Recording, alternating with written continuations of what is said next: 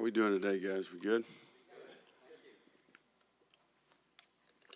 Okay, before we get going here, I do think I had a unique experience this morning. Got invited to go over to the stadium. Today being 9/11, we're 22 years removed, but we've got a group of first responders and military personnel that run the stadiums each year, and got invited to come over and observe that and speak to that group. So I think just a good, healthy reminder here relative to perspective. Some of the simple things that we take for granted. And I do think that one of the things I've learned over time is that we should have the utmost respect for people that select a career path where they put their life at risk, right? And I think that I've got a tremendous amount of respect for that. So, and I think young people in particular, there's a little bit of a history lesson. I know I've got young kids, and certainly as they grow, when it's time for that, I think there's an element to that they need to understand. So, and I do think there was a generation of people there that were significantly impacted, and it changed our country. So, a little bit of a history lesson there for our players and staff today. I do think great event. Would encourage others in the future to get involved in that. I thought it was pretty special this morning early. So, I was proud of our staff, and I was proud of the leadership amongst our players for how we responded. Certainly, independent of the opponent, we did what we should do, what we all expected probably to happen. But I think the way we did it was important. We had the right mindset. I thought the attitude and effort was good. And for the most part, played pretty clean. There was a number of things that we'd addressed with the team yesterday, but we needed it. It's been a while since we won a football game, so I was really proud of that response. I do think that it's a big week. It's Tennessee week. I think we've done a ton relative to educating our players about the rivalry. We do have some veteran players that understand that have played in the game. But it's time for SEC play, and certainly this is an Eastern Division opponent as well. So there's magnitude of that. I think it's a big weekend for Gator Nation. We play at home, and we play a really good opponent. I think when you start thinking about their team, offense, defense, and special teams, they have an identity. They've got a veteran team. This is a significant number of seniors. I think there's, when you look at that too deep, there's a ton of experience there. I think they have good personnel, and I do think they present variables on defense, the tempo and offense, and they've done a good job on special teams as well. So the combination of all three parts of their team presents challenges. It's going to be a really important week, and I think when you play in these types of games, it's about the preparation during the week, and really sticking to your system of preparing as an individual player, as a staff member. And certainly we're right in the middle of that here today. So good day yesterday with the team, and really looking forward to the week, and going to work hard to represent the Gators the right way.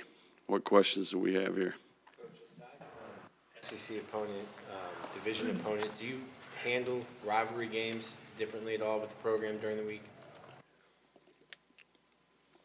So I think what we've tried to do is we try to spend some time in training camp, part of onboarding new group of people, new staff members. I think each, there's an element to that where you have new people in the building each year, right? So we did some work there relative to going back and really educating everyone on the history and the magnitude of the game. Do you understand that this was the game at one point in time in college football relative to the SEC, the Eastern Division, and certainly the national championship picture, right?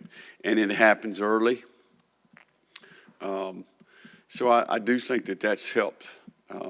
In particular this year, met with the leadership group at 11 o'clock, and certainly I think some of the things that we emphasized during training camp And look, we have several of these games, right, and they all matter. But I think this was unique because of, if you go back and look at the history of this game, the importance. So,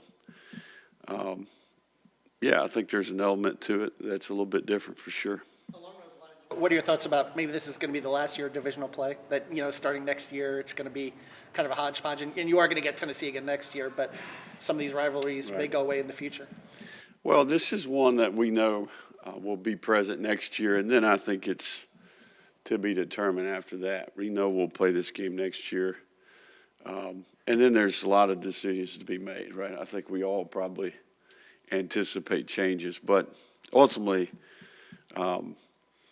it's an incredible opportunity, man. I think for me in particular, I can tell you, get a chance to play in Florida, Tennessee, it's a big deal, right? So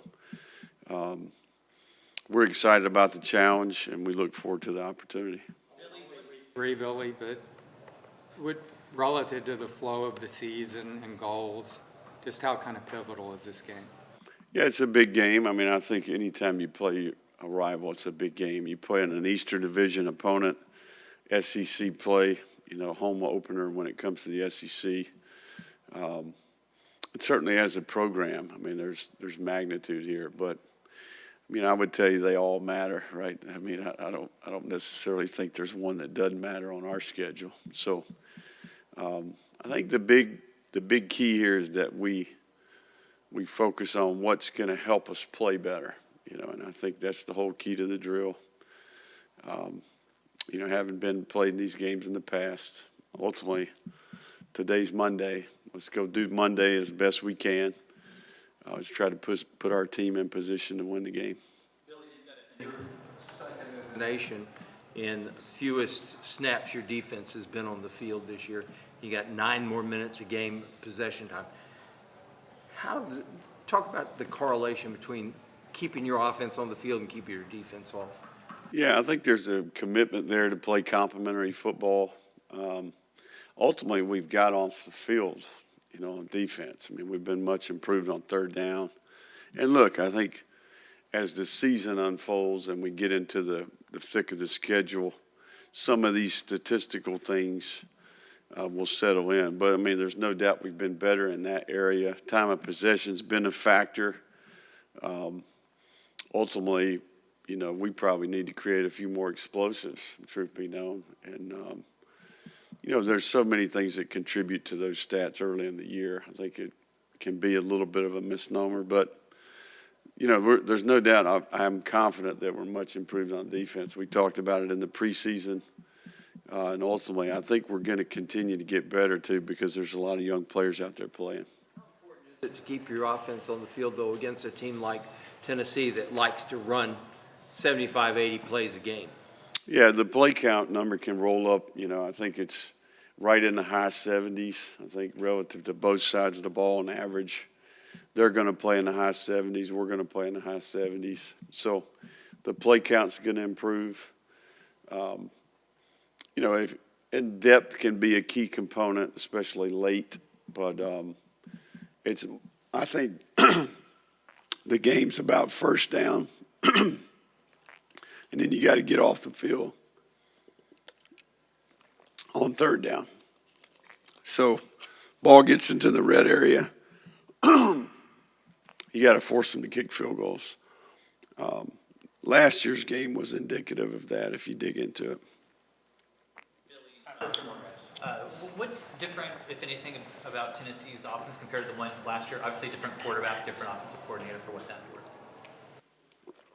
2 new starters on the left side of the offensive line. The tight end is gone. A couple of the receivers that were significant are gone, right? So, but they've got skill. They've got some really unique players, some speed in the slot. They've got some matchup issues. The center's been out. I think they'll get him back. I think he makes it go. His ability to communicate and really dictate the tempo and pace of the game. The quarterback is a freak of nature. He's very, very talented. Not only can throw it, but can run it. I do think his ability to rush the ball may be even more effective and more willing than maybe the last guy. So They plug and play. They've got really good talent there. Billy, you guys scored on the first 7 possessions in the game on Saturday, and you had a 99-yard touchdown drive after a 98-yard touchdown drive the week before. Just how significant are those developments? How well does that bode for the future? Yeah, just the ability to execute consistently, independent of the opponent, right? I mean, I think, and the film is clean. You know, I mean, I think for the most part, we're doing exactly what we prepared to do. And we did a good job adjusting as they played us a little bit different. But you've got to be able to execute. You know, there's a discipline to execute, right? Make the play. You know, I mean, I talked to the team last week. You know, when we watch the film, you get put in position to make the play, you know, and ultimately I think we did that more often, with more consistency. And it's going to be really, really important as we get into these tougher competition. The margin of error shrinks. You got to be on your A game. Any thoughts on the so-called demise of the SEC through 2 weeks? I think it went 1-5 against in marquee games, with the one win being Ole Miss against, you know, Prattless, Tulane. Yeah, I mean, I think ultimately it's hard for me to evaluate anybody else right now, you know. But I do think, as we settle in here, the end of the year, typically, I think you'll be able to evaluate that more. But right now, to me, it's more about the Gators than it is anybody else. You really seem to have appreciation for this rivalry. Last year was the first year you actually played in it, but where did you first notice this? And did any games stick out that were burned into your memory that said this is special? Yeah, I mean, I think obviously my dad's family's from Tennessee, right? So I've got a couple uncles and cousins that have never missed a Tennessee game, right? They've flown all over the country to watch them play. So well-versed, you know, in this one. So, you know, when your dad's a high school coach, you know, in the parts of the country that my family's from, in the era that I grew up in, Florida, Tennessee was a big deal at that point in time. So pretty well versed in this one. Spikes and Peterson being in-house, did they do some of the help during the summer, or do you let them at some point this week kind of? Yeah, no, there's an element to that. Yeah, former players, they're part of that kind of, you know, some of that history that we studied during training camp. They're definitely a part of that for sure. Just the kind of challenges he brings. Yeah, so I think obviously the uniqueness of the offense, the tempo. I mean, they're snapping the ball. They run about 3 plays a minute, right? So I think they're first or second in the country in pace, right? So there's an element to that that's unique. You know, we can speed the tempo up, but we don't do it every play.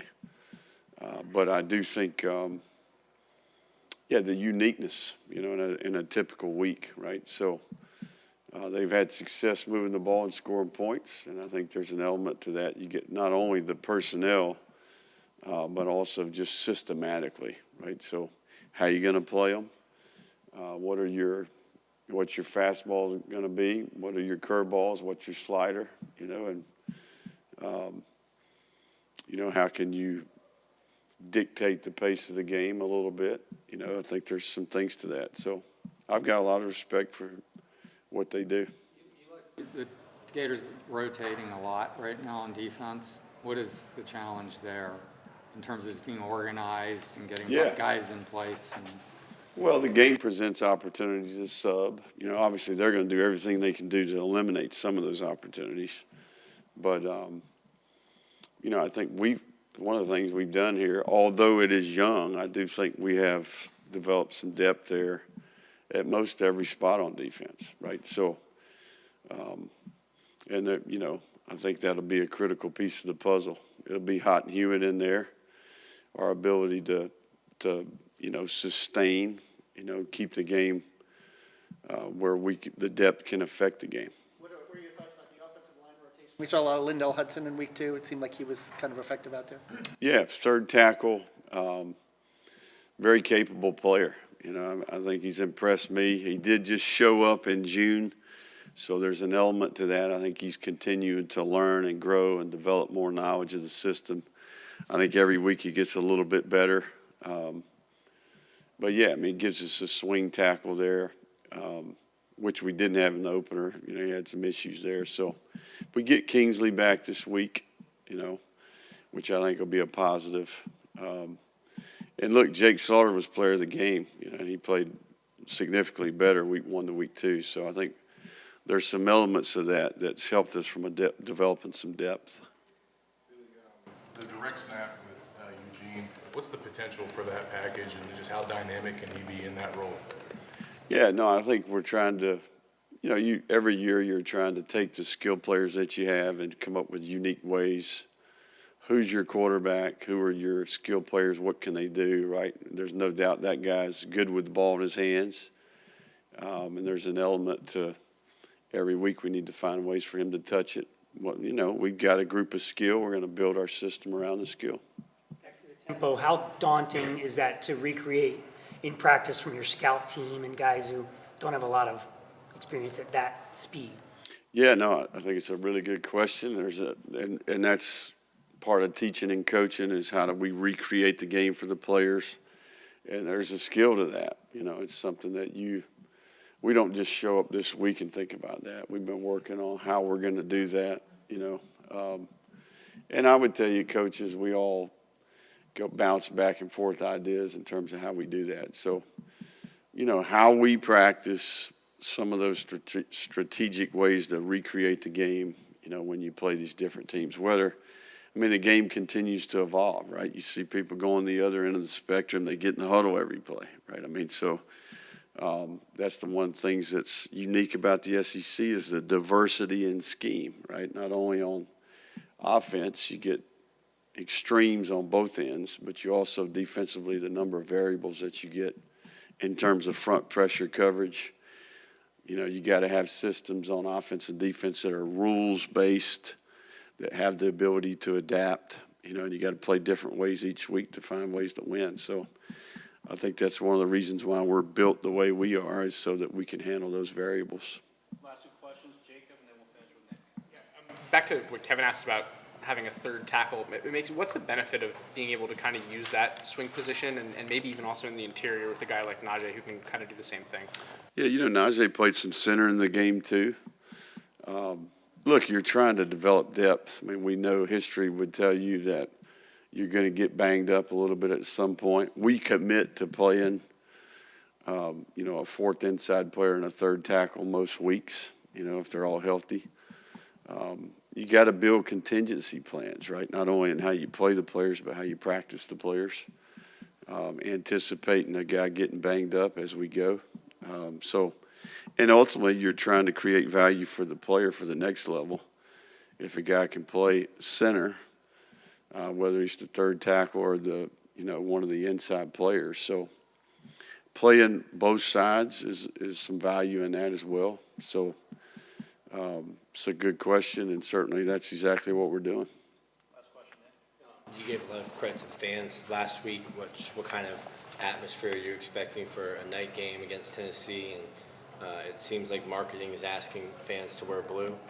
If you had any comments or wanted to encourage fans. Rick volleyed that one up for you there. So, look, I think what's understood sometimes doesn't need to be said, if that makes sense. And this is Florida, Tennessee. And I think our fan base pretty well versed in this one.